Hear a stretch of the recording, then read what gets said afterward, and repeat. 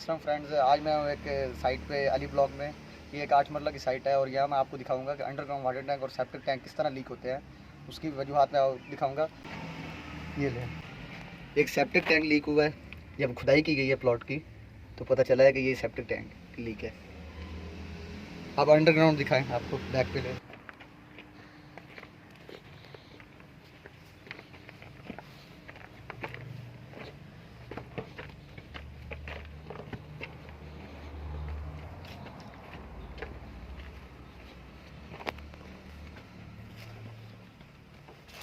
ये चेक करें, ये सारा पानी निकल रहा है।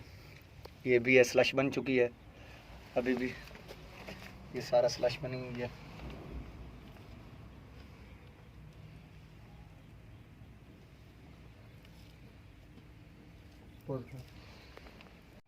इसकी अब मैं वजह बता दूं कि ये लीक क्यों हो रहे हैं। ये अब इस एक ही घर का सेप्टिक टैंक भी लीक है, अंडरग्राउंड वाटर टैंक भी लीक है।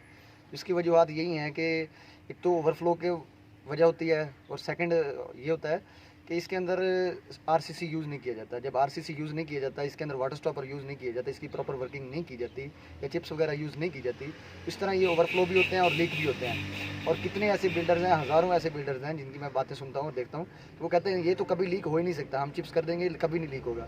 तो ये अब आपके सामने है। ये हम जब जितनी बार मैं एक्सपेक्शन चेक करने जाता हूँ तो आगे से भी ये पता चलता है कि ये साथ वाले घर का अंडरग्राउंड वाटर टैंक लीक है या सेप्टिक टैंक लीक है। तो यह मैं आपको एक और प्लॉट पे भी ले जाता हूँ, उसको भी मैं दिखाता हूँ कि किस तरह लीकेज हुआ है।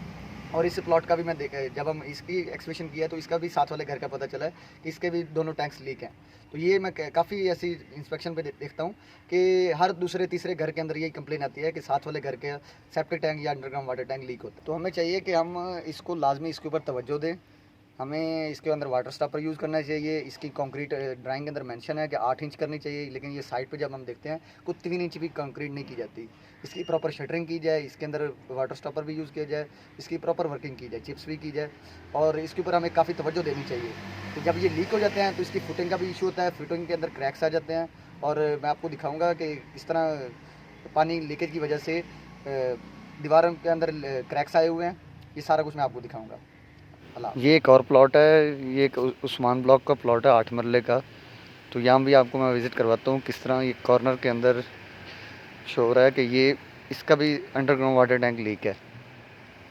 इसका भी अंडरग्राउंड वाटर टैंक लीक है और इसके अंदर भी ये देखें बाथरूम के अंदर क्रैक आया हुआ है कि ये दीवार बैठ चुकी है, इसके अंदर क्रैक आ गए हैं। नीचे भी सेम के सारे आप सिचुएशन देख सकते हैं ये किस तरह मट्टी वगैरह स्लाइड हो रही है।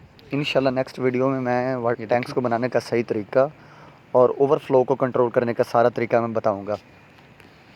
इसका जो वाटर टैंक है ना, अब ये वही घर है जिसका ऊपर मैं पहले वीडियो बना रहा था और आपको बता रहा था कि इसके सेप्टिक टैंक और अंडरग्राउंड वाटर टैंक लीक है। और ये कुछ टाइम गुजरने के बाद ये सारा पानी भर गया फुटिंग के अंदर। ये तकरीबन हर दूसरे घर का ये इशू होता है और हमें पता भी नहीं चलता। ये एक ईस्टर्न ब्लॉक का प्लॉट है 5 मरले का। तो इसकी बैक साइड पे हम आए हैं और मैं इसकी सिचुएशन आप देखें, इसका भी अंडरग्राउंड वाटर टैंक लीक हो रहा है और ये पूरे प्लॉट के अंदर पानी जा रहा है इसका। अभी ये नया कंस्ट्रक्शन कर रहे हैं इसके साथ वाला प्लॉट, तो इसकी सिचुएशन आपके सामने है।